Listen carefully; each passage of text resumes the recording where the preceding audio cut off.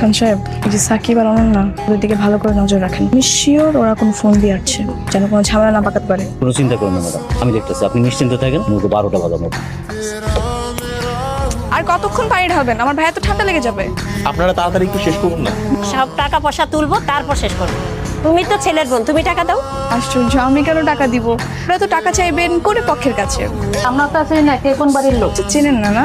এই যে কালো শার্ট পরা চোরের মতো দেখতে ছেলেটা, সে আমার ভাই আর শালাবাবু। আর কাছে গিয়ে চান। এত সুন্দর হিরোর মতো দেখতে ছেলেটা, ওকে চোর বলছো? আপনার কাছে হিরো, কিন্তু আমার কাছে আসলেই চোর। যান টাকা চান। তোমার দুলাভাইকে গোসল করাচ্ছি, তুমি টাকা দিবে না? আমার কাছে তো টাকা দাও। তুমি শালা বাবু, তোমার কাছে টাকা চাইবো, তুমি টাকা দাও। টাকা দিচ্ছি, একদম পুরো মাথা খেয়ে ফেলতেছে, মানে টাকা ছাড়া আমাকে ছাড়বেই না। এটা রাখেন। 20 টাকা? আন্টি, আমি কিন্তু জমিদারের নাতি, তো 20 টাকা নিলে হবে না, আরো বেশি নিতে হবে। কেন? যে বলছে তার কাছ থেকে নেন। না। আরে পারেন না। দেখি, টাকা দিতে হবে।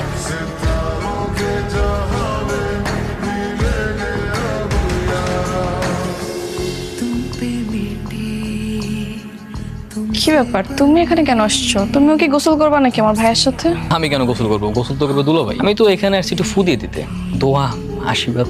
তুমি যেই শয়তান, তোমার চোখ দেখলেই বোঝা যাচ্ছে তুমি নিশ্চয়ই কোনো একটা আকাম করবা। একটা কথা বলি, এই চোখের দিকে ভুলেও তাকাইও না।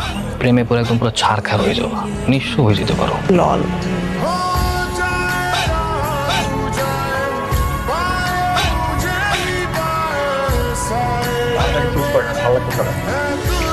হয়ে যাচ্ছে।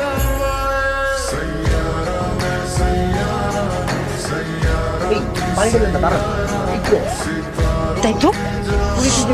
কি রে বাবা? ও বাবা